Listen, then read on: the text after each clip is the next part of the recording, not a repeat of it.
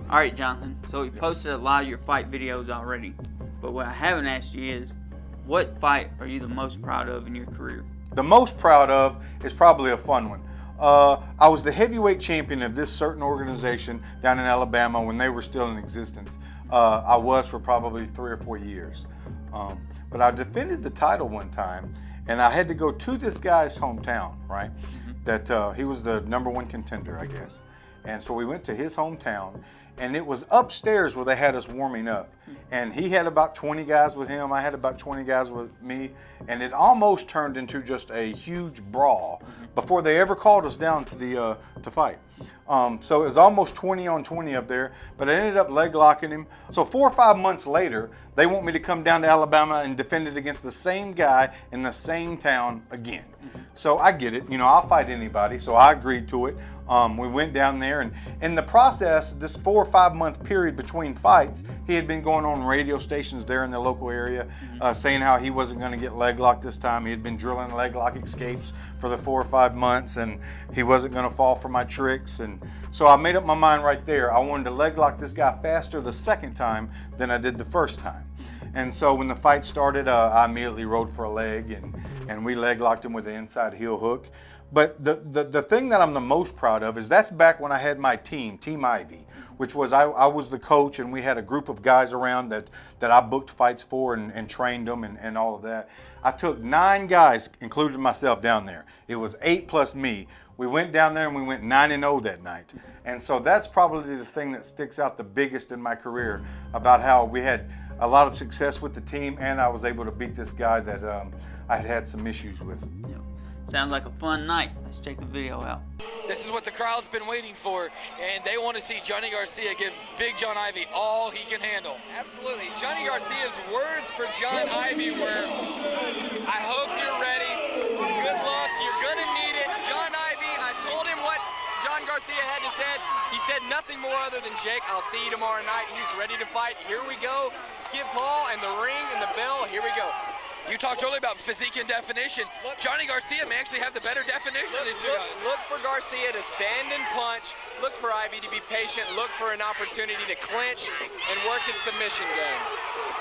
Ooh. Taunting by Garcia. Pulling him into Garcia taunted by Ivey in the corner. Garcia throwing good hands. Oh, no! Looking for the leg lock. Here it is. Ladies and gentlemen, Johnny Garcia's doling out punishment, but I hate it. Ivey immediately wanted the leg lock. Ivey's in a better position. Look for Ivey to weather the storm and work for a submission. Ivey's in a good, that's it. He's gonna look for the tap. If he doesn't tap, he's gonna break his leg. Good tap by Garcia. Just like we predicted it to go. He got punched, he got hit. Ivey's bleeding. Who cares though? He got that leg lock. I mean, his speed for a guy his size to get that leg lock was incredible. Every one of his fight didn't go any other way than how John Ivey expected it. The belt does not stay in Huntsville. The belt goes home to Clarksville, Tennessee. Training out of Houston, Texas, Big John Ivey takes the belt home. If anybody wants to beat Team Ivey, Big John Ivey, they got to find a way to combat that leg lock. That's what he does. You got to understand that's his forte. You got to find a way to fight it. Otherwise, it's just going to be a repeat every time we gather here for Extreme Combat.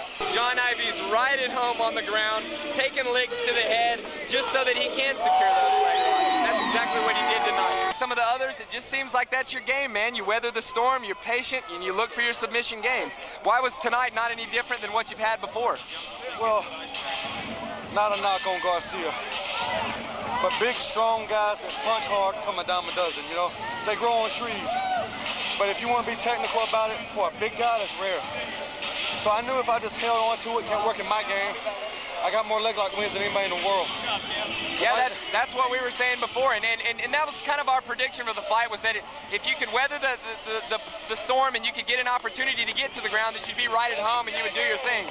So now that you've had this win, I mean, you're a you're King of the Cage veteran. You're an Extreme Challenge veteran, hook and shoot veteran. I mean, there's no show that you haven't fought in besides the big one over in Japan and UFC. What's next for Big John Ivey? Are you ready for your Abu Dhabi qualifying? Well, I take Dan Severn down. He got a bullshit decision against me. And I'd like to rectify that in front of people that, old school fans that remember who he was. There it is, ladies and gentlemen. Big John Ivey calling out the beast, Dan Severn, hoping to get him on the next card. Hey, if we can have it, we'd love to. We'd love to have him on the card. Big John, hey, we appreciate you. We appreciate the excitement that you brought to ECI, and you've done nothing but show a lot of respect and bring a lot of real mixed martial arts respect to the belt that you hold. So we appreciate you. Congratulations. Thanks Good luck man. in the next fight. Thanks a lot.